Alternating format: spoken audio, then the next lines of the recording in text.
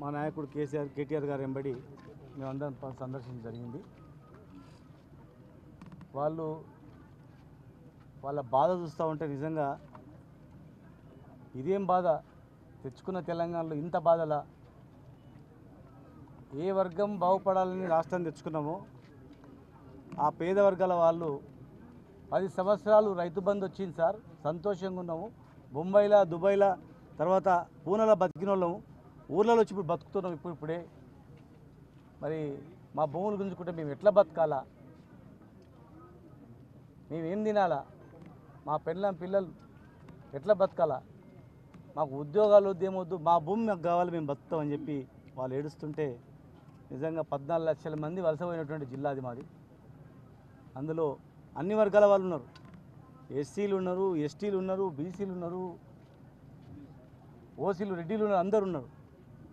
అందరు రైతులు కూడా మాకు భూములు పోతే మేము బతుకం సస్తామిగా ఇప్పటికీ కొట్టి చంపినరు పోలీసులు. మళ్ళీ చెప్తే మళ్ళీ దంతం కొడక అంటే మేము చెప్పలేకపోయినాం సార్ అని చెప్పి వాళ్ళు దెబ్బలు చూస్తుంటే మాకు కూడా నిజంగా కళ్ళకి నీళ్ళు వచ్చినాయి. ఇది ఈ ప్రభుత్వం పేదల భూములు గుంజుకొని ఏం చేస్తుంది? ముఖ్యమంత్రి గారి జిల్లాలోనే, ముఖ్యమంత్రి గారి నియోజకవర్గంలోనే జరిగితే ఇక కంచె సేన్ వేసినట్లయితుంది. ఇప్పటికైనా ఆలోచన చేయాలి. వెంటనే బేషరతుగా కేసులన్నీ మాఫ్ చేయాలి, విడుదల చేయాలి. జిల్లాలో ఎవరు గట్టిగా మాట్లాడితే వాళ్ళు జైలు పెడతా ఉన్నారు. ఇండ్లు గుడిసెలు, అందులో ఇండ్లు కాళ్ళు కూలగొట్టిండ్రు.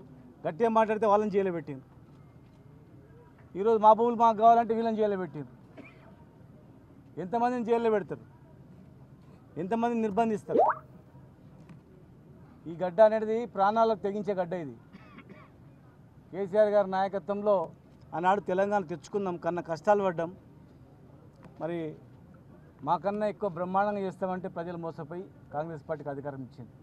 మరి ఇచ్చినప్పుడు ఇచ్చిన హామీలు నెరవేర్చడంలో ధ్యాస పెట్టాలి కానీ ప్రశ్నించిన వాడిని జైల్లో పెడతాం, ఎవరు ప్రశ్నిస్తే వాళ్ళని మాట్లాడితే జైల్లో పెడతాం, కేసులు పెడతాం, కేటీఆర్ గారిని జైల్లో పెడతాం, సత్యవతి రాథోడ్ గారిని జైల్లో పెడతాం, సవిత గారిని జైల్లో పెడతాం, మమ్మల్ని జైల్లో పెడతామంటే వీళ్ళని వదిలిపెట్టండి, మమ్మల్ని అందరినీ జైల్లో పెట్టండి.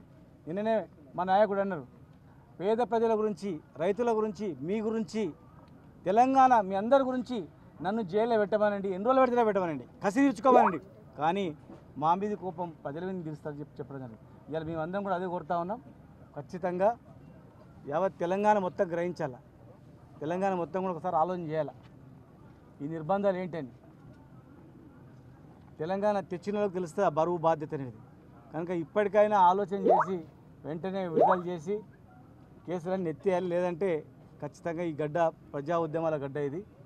అది ఏ రూపంగా వస్తుందో తెలియదు. అది దాన్ని ఖచ్చితంగా మరి తగిన మూల్యం చెల్లించుకోవాల్సిన అవసరం ఉంటుంది. పెద్దలు, మా పార్టీ అధ్యక్షులు, తెలంగాణ తొలి ముఖ్యమంత్రి